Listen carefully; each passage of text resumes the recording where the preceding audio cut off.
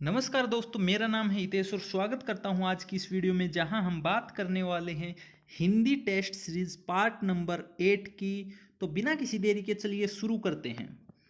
पहला क्वेश्चन है दोस्तों, कक्षा में विकासात्मक प्रश्न किए जाते हैं। ऑप्शन है पाठ की पुनरावृत्ति के लिए, पाठ की प्रस्तावना के लिए, छात्रों के पूर्व ज्ञान का मूल्यांकन करने के लिए, या फिर पाठ को छात्रों की सहायता से विकसित करने के लिए। तो दोस्तों, जो कक्षा में विकासात्मक प्रश्न किए जाते हैं वो पाठ को छात्रों की सहायता से विकसित करने के लिए किए जाते हैं। जो ऑप्शन नंबर 4 है वो यहाँ पे करेक्ट आंसर होगा। आपने देखा होगा कि जो पाठ पढ़ाते टाइम जो शिक्षक होता है वो क्वेश्चन करता है बीच बीच में, ताकि जो पाठ होता है उससे जो विद्यार्थी हैं वो अपने जीवन को जोड़ सके, अपने अनुभवों को जोड़ सके और अपने अनुसार उसको समझ सके। अगला क्वेश्चन देखते हैं दोस्तों। अगला क्वेश्चन है, पाठ योजना में प्रस्तावना प्रश्न किए जाते हैं। ऑप्शन है छात्रों में जागरूकता जगाने के लिए, पाठ का पूर्व ज्ञान से संबंध जोड़ने के लिए, छात्रों की उपलब्धि का स्तर जानने के लिए, या फिर पाठ के संबंध में नई जानकारी देने के लिए। तो जो पाठ योजना की प्रस्तावना प्रश्न किए जाते हैं दोस्तों, वो इसलिए किए जाते हैं ताकि जो बच्चों में पूर्व ज्ञान होता है उसका टॉपिक से रिलेशन बिल्ड किया जा सके, उससे संबंध जोड़ा जा सके। तो यहाँ पे जो ऑप्शन है पाठ का पूर्व ज्ञान से संबंध जोड़ने के लिए करेक्ट आंसर होगा। ऑप्शन नंबर 2 यहाँ पे करेक्ट आंसर होगा। अगले क्वेश्चन की तरफ बढ़ते हैं दोस्तों।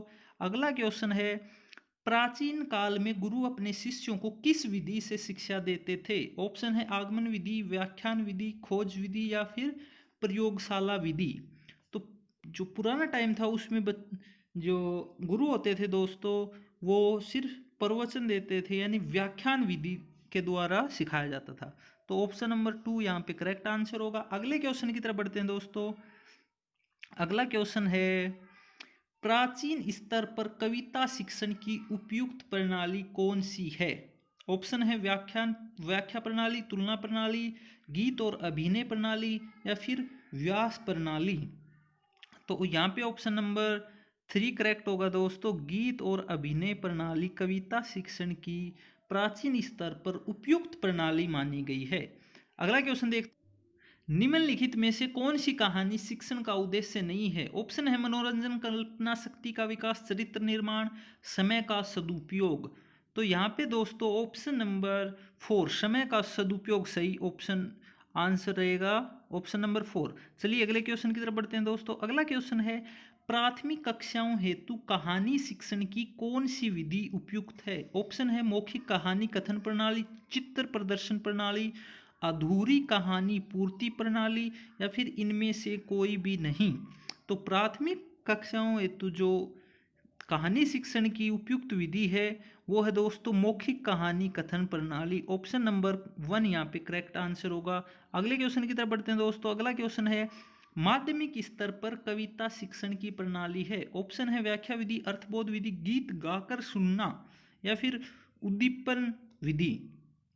तो जो माध्यमिक स्तर है दोस्तों वहाँ पे व्याख्या विधि कविता शिक्षण के लिए उचित मानी जाती है। तो ऑप्शन नंबर 1 करेक्ट आंसर होगा। अगले क्वेश्चन की तरफ बढ़ते हैं दोस्तों। अगला क्वेश्चन है, नाटक शिक्षण की पाठ योजना में शामिल नहीं है।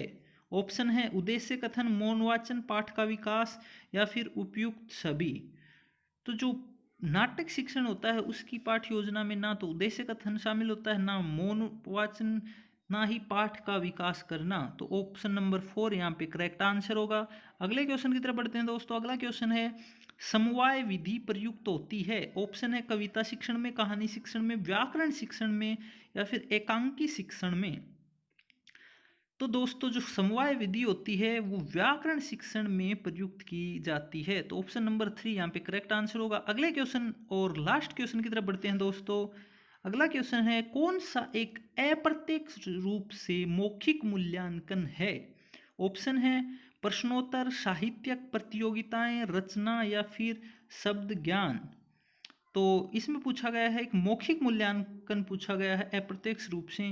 तो जो प्रश्नोत्तर किए जाते हैं कक्षा में वो भी एक मौखिक मूल्यांकन है अप्रत्यक्ष रूप से। तो ऑप्शन नंबर 1 यहाँ पे करेक्ट आंसर होगा। आज की वीडियो में दोस्तों इतना ही। उम्मीद करता हूँ वीडियो पसंद आई होगी।